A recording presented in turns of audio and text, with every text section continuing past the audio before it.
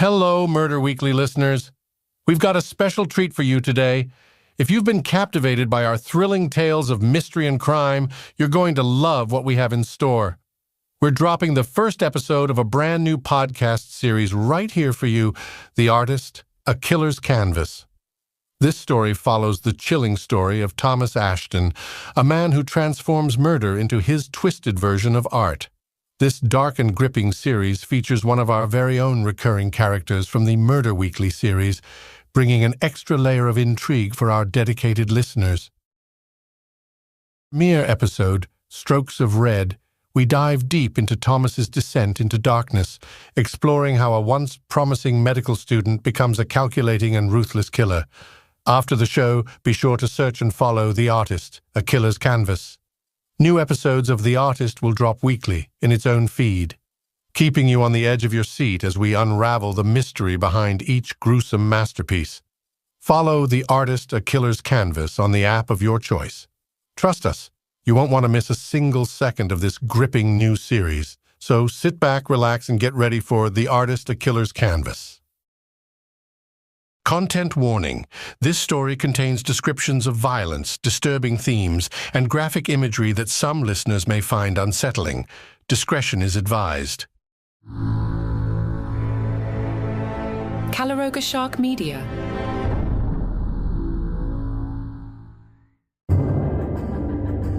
Hello and welcome to The Artist. This episode is titled Strokes of Red.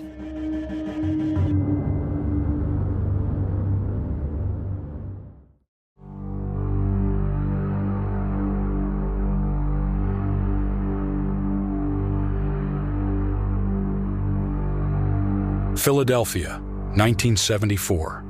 The city was a pressure cooker, simmering under the relentless heat of a summer that refused to break. In a cramped, dingy apartment on the wrong side of town, 15-year-old Thomas Ashton hunched over his sketchbook, his pencil flying across the page with a manic intensity. "Thomas!" a voice called from the other room, sharp and angry. "What are you doing in there? You better not be wasting your time with those damn drawings again." Thomas flinched, his pencil leaving a jagged line across the page. Nothing, Dad," he stammered, his voice barely above a whisper. Just homework." The door burst open, revealing a man with a face like a clenched fist, his eyes bloodshot and his breath sour with whiskey. "Homework, huh?" he sneered, snatching the sketchbook from Thomas's hands. "Looks more like a bunch of sick, twisted shit to me." He flipped through the pages, his face twisting with disgust. "The hell is wrong with you, boy? Drawing things like this, it ain't natural." Thomas said nothing, his eyes fixed on the floor. He knew better than to argue with his father when he was in one of his moods. The man tossed the sketchbook aside, his lip curling with contempt.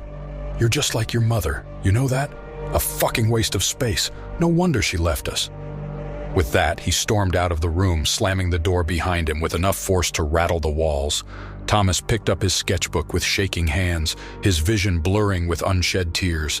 He knew his drawings were the only thing that kept him sane in this hellhole of a life, the only way to escape the constant abuse and neglect that had been his reality for as long as he could remember.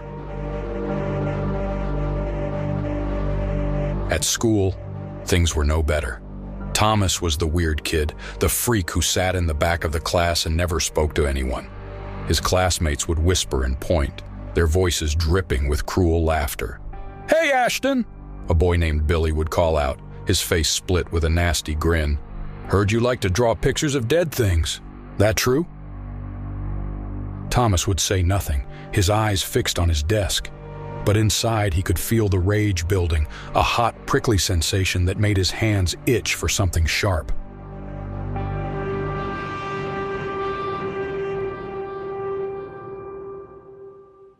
One day, after a particularly brutal round of taunting, Thomas found himself wandering the streets of Philadelphia, his feet carrying him aimlessly through the sweltering heat.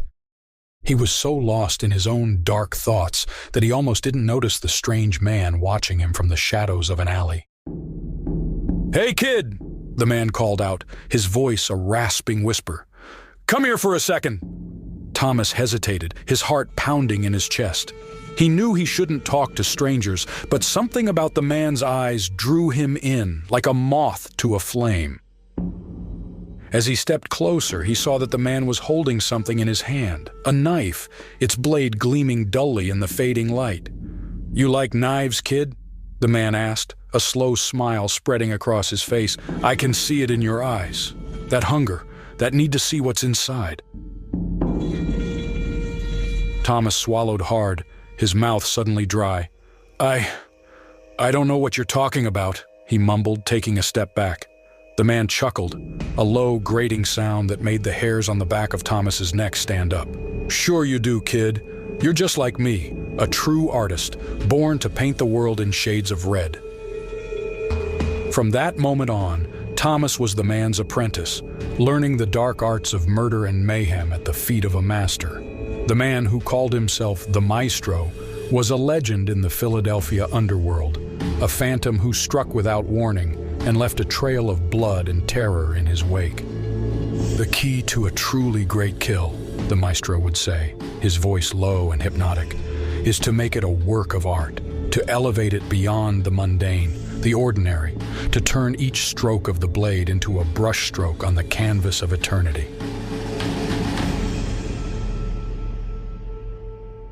Thomas listened intently, his eyes wide with a mix of fear and fascination. "But how?" he asked, his voice trembling slightly. "How do you make something so brutal into something beautiful?" The Maestro chuckled, a sound like dry leaves rustling in the wind. "It's all about perspective, my boy, about seeing the world through the eyes of an artist." He reached into his pocket, pulling out a small, intricately carved knife. "Take this blade, for example. To the untrained eye, it's just a tool for cutting, for slicing. But to the artist, it's so much more."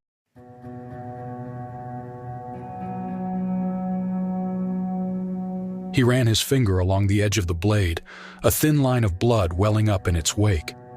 "With this, you can create something truly extraordinary, something that will live on long after the canvas has rotted away to dust."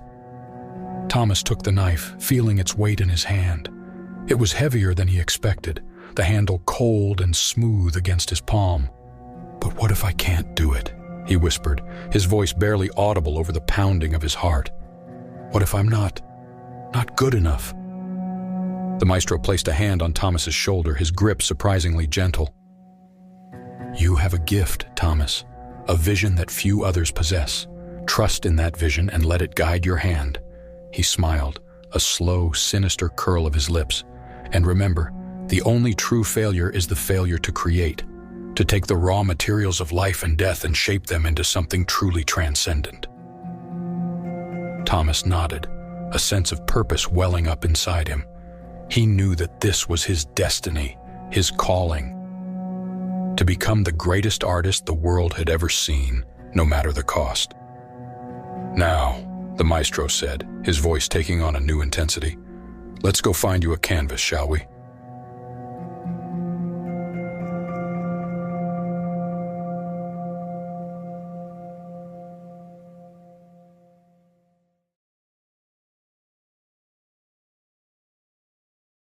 Under the Maestro's tutelage, Thomas began to blossom, his once tentative sketches taking on a new depth and darkness. He learned how to stalk his prey, how to choose the perfect moment to strike, and how to turn each kill into a grisly masterpiece.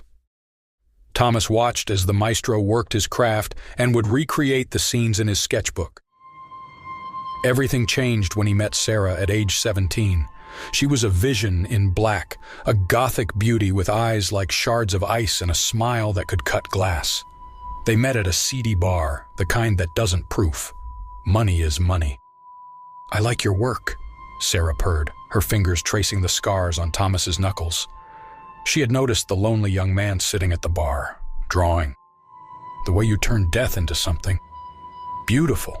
It's like nothing I've ever seen before." "Sarah," she said as a means of introduction. On her right arm, a series of intricately detailed roses wound their way from her wrist to her shoulder, the petals shaded in a deep blood red. Thorny vines twined around the stems, their sharp points seeming to dig into her flesh, a reminder of the pain and beauty that were so often intertwined. Her left arm was a tribute to the macabre, a collection of skulls and skeletons that danced and leered in a morbid ballet. Each bone was meticulously shaded, the hollow eye sockets seeming to stare out at the world with a haunting, knowing gaze. But it was the tattoo on her chest that truly captured the essence of Sarah's dark allure. Just above her heart, a single word was inked in bold Gothic lettering, "Nevermore," a nod to her favorite poem. She had always thought that she was different, that the things that brought her joy and pleasure were not the same as those of the people around her. Now, at age 19, she was sure of it. Thomas felt his heart skip a beat, his blood humming with a strange new electricity. You understand," he breathed, his voice barely above a whisper. "No one else has ever—" Sarah silenced him with a kiss, her lips cold and hungry against his own. "We're the same, you and I," she murmured, her breath hot against his ear. "Two dark souls bound together by the beauty of the abyss." Sarah silenced him with a kiss, her lips cold and hungry against his own. "Happy Valentine's Day," she whispered. In that moment, Thomas felt a rush of emotions he had never experienced before. Desire, passion, but also something darker, more twisted. As they pulled apart, Thomas stared into Sarah's eyes, a sudden realization dawning on him. He had always been searching for a way to make his art permanent, to create something that would last forever, and now he knew exactly how to do it.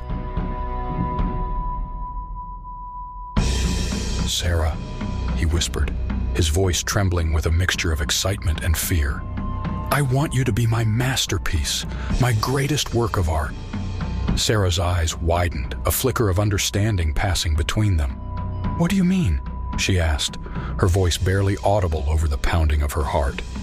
Thomas reached out, his fingers brushing against her cheek with a tender, almost reverent touch. I want to immortalize you, to capture your beauty, your essence in a way that will never fade or decay." He leaned in closer, his lips brushing against her ear. "I am an artist, Sarah, and you are my canvas."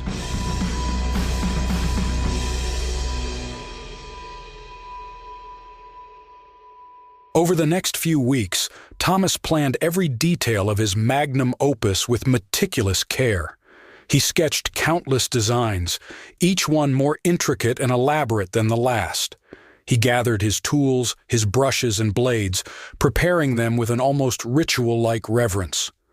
And through it all, Sarah remained by his side, a willing and eager participant in his dark vision. She posed for him, her body a blank slate waiting to be transformed by his touch.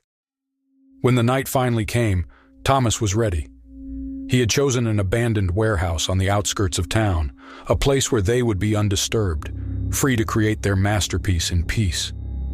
As Sarah lay on the cold concrete floor, her skin pale and luminous in the moonlight, Thomas felt a rush of pure, exhilarating power. This was his moment, the culmination of everything he had ever worked towards. Sarah couldn't help but feel a flicker of excitement. This was all part of the game, the elaborate role play that she and Thomas had been planning for weeks. "Are you sure about this?" she asked, her voice echoing in the empty space. "It all seems so real." Thomas smiled, a strange, distant look in his eyes. That's the point, to blur the lines between art and reality, to create something truly authentic. He reached into his bag, pulling out a small, ornate bottle. "Now, I need you to relax, to trust me completely." Sarah nodded, her heart racing with anticipation. She watched as Thomas uncorked the bottle, the sweet, cloying scent of chloroform filling the air. "Wait," she said, a sudden flicker of doubt crossing her face. Is this really necessary?" Thomas's smile widened, a predatory gleam in his eyes. "Shh," he whispered, pressing the chloroform-soaked rag against her face. "Just breathe. Let the art take hold." Sarah struggled for a moment, her eyes wide with panic, but as the chemicals began to take effect, she felt her limbs grow heavy, her mind beginning to drift. And then, In a sudden, horrifying moment of clarity, she realized the truth. This was no game, no elaborate cosplay. This was real, and she had made a terrible, irreversible mistake. "Oh shit," she mumbled, her words slurring as the darkness closed in around her. "Oh shit, oh shit, oh..." But it was too late. The last thing Sarah saw before she slipped into unconsciousness was Thomas's face, a twisted mask of pure, unadulterated madness, and she knew with a sinking certainty that she would never wake up again.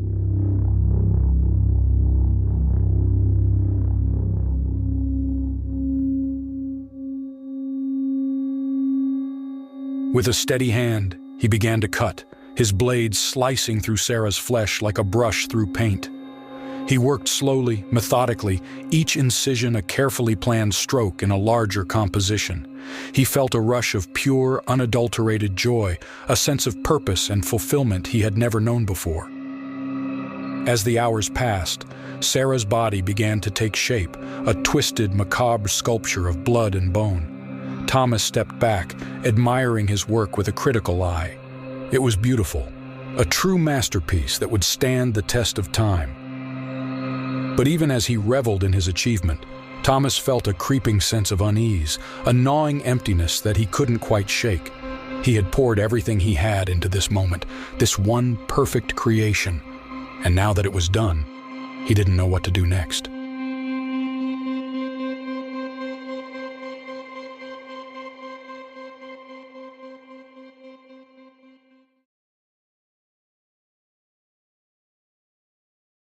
The warehouse was a scene straight out of a nightmare. The stench of blood and decay hung heavy in the air, mingling with the acrid tang of chemicals and rotting flesh. In the center of the room, illuminated by the harsh glare of the crime scene lights, lay the body of a young woman, or at least what was left of it. Detective Jack Novak stood at the edge of the scene, his face a mask of grim determination. He had seen a lot of fucked up things in his years on the force, but this was something else entirely. "Jesus fucking Christ," his partner, Detective Sarah Pearson, muttered under her breath. "What kind of sick bastard does something like this?" Novak shook his head, his jaw clenched tight. "I don't know, but whoever it was, he knew exactly what he was doing. This isn't some random act of violence, it's fucking art."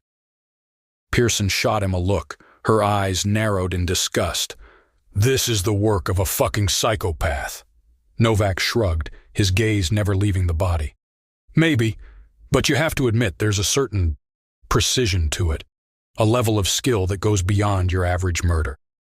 He stepped closer, his eyes tracing the intricate patterns carved into the woman's skin.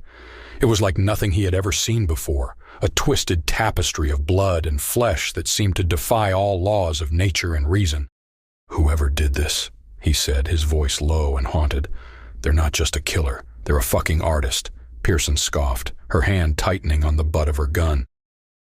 "An artist? More like a monster." Novak nodded, his eyes hard and determined. "This guy, whoever he is, he's not your average perp. He's got a fucking vision and he's not going to stop until he sees it through." Pearson paused, her brow furrowed in confusion. "He? What makes you so sure it's a man?" Novak gestured to the body, his expression grim. "Look at this shit, Pearson. The level of violence, the sheer fucking brutality of it all. You really think a woman could do something like this?" Pearson's eyes flashed with anger, her fists clenching at her sides. "Don't give me that misogynistic bullshit, Novak. Women are just as capable of violence as men, maybe even more so, given the right circumstances." Novak held up his hands, a wry smile tugging at the corners of his mouth. "Fair enough. All I'm saying is, we can't rule anything out. Man, woman, fucking alien from outer space. Whoever did this, they're a force to be reckoned with." He turned back to the body, his expression hardening once more. "But mark my words, Pearson, we're going to find them. And when we do, there's going to be hell to pay."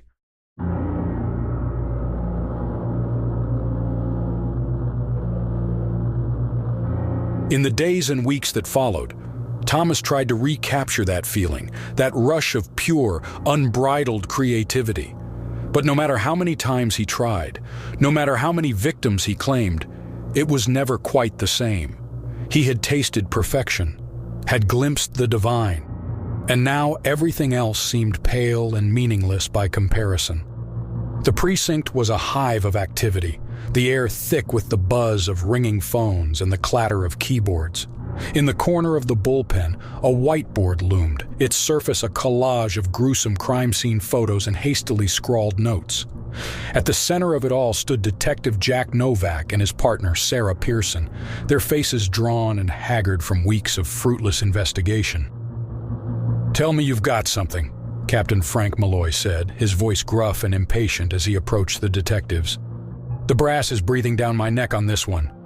They want answers, and they want them yesterday." Novak shook his head, his eyes bloodshot and weary. "I wish I had better news, Cap. But we've hit nothing but dead ends. No witnesses, no forensics, no leads. It's like this guy just vanished into thin fucking air." Malloy's jaw clenched, his gaze drifting to the crime scene photos pinned to the board. "What about the warehouse? Any connection to the victim?" Pearson sighed, running a hand through her tangled hair. "None that we can find. It's just an abandoned building, no ties to the girl or her family.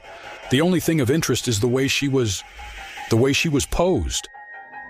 Novak nodded, his expression grim. "It's like something out of a fucking horror movie. The way her body was arranged, the cuts. I've never seen anything like it." Malloy paused, his brow furrowed in thought. "I remember something like this. I don't know, 71 or 72. Warehouse killing, but the details here are different, and 10 years is a long time between kills for a psycho like this." Novak's head snapped up, his eyes narrowing. 71? You think this could be a copycat?" Malloy shrugged, his gaze distant. "Possible. The original killer was never caught, and the details of the case were never made public. But the similarities are there, even if the specifics are different." Pearson leaned forward, her voice urgent.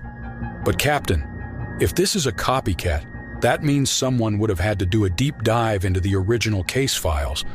That's not the kind of thing a one-off killer would do." Malloy nodded, his expression grim. "Exactly. Which means we could be dealing with something a hell of a lot more dangerous than your average psycho."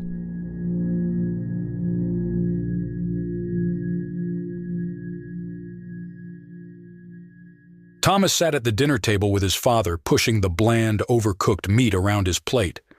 The silence between them was heavy, broken only by the clink of cutlery and the occasional grunt of disapproval from his father. But then, something unexpected happened. His father looked up, his brow furrowed in a rare expression of curiosity. "You seem different, boy," he said, his voice gruff and hesitant, "like there's a light in your eyes that wasn't there before."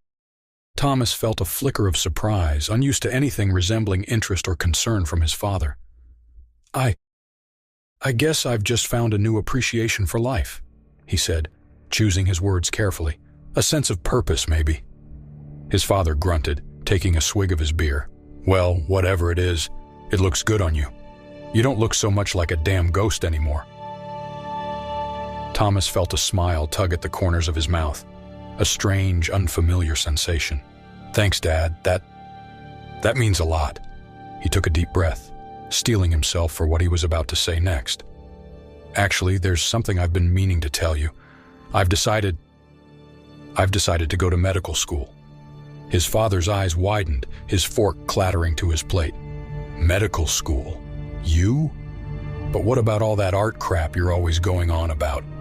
Thomas shrugged, his smile widening.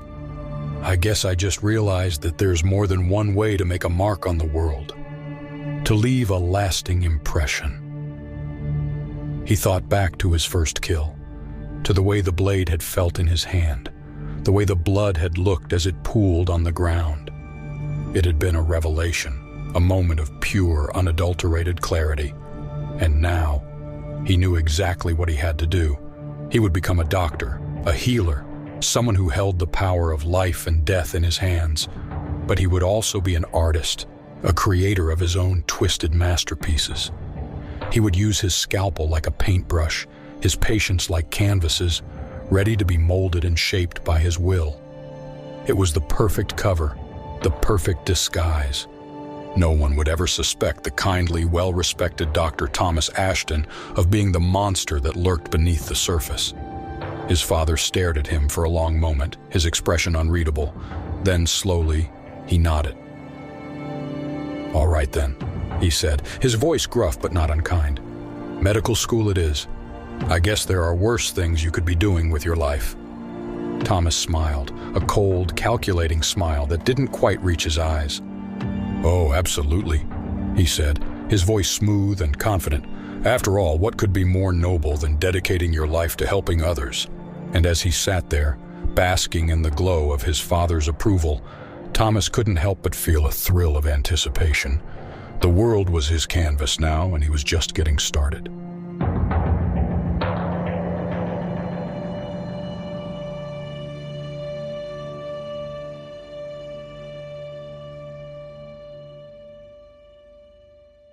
Next time on The Artist, A Killer's Canvas.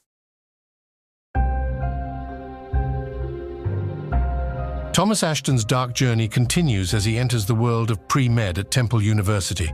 But beneath the facade of a dedicated student lies a monster yearning to create. When Thomas meets Alex and Jenna, a charismatic couple who embody everything he aspires to be, his carefully constructed world begins to unravel. A spontaneous trip to Miami awakens a primal hunger within him, leading to an encounter that will change everything. As neon lights paint the streets and the sultry rhythms of South Beach pulse through the air, Thomas spots his next canvas, a mesmerizing dancer who awakens something deep and dangerous within him. Will this be Thomas's masterpiece or the beginning of his downfall? Find out in Episode 2, Portrait of an Artist, where the line between creation and destruction blurs in the sweltering heat of a Miami night.